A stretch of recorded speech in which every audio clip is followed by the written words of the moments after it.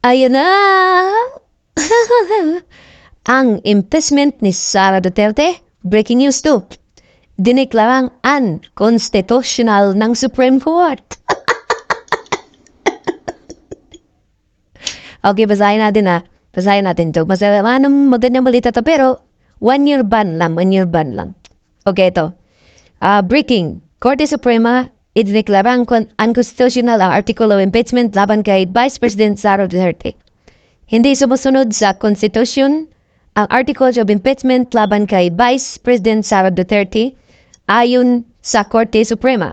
The AC has ruled that the House impeachment complaint versus VP Sara Duterte is barred by the 1 year rule and that due process or fairness applies in all stages of the impeachment process.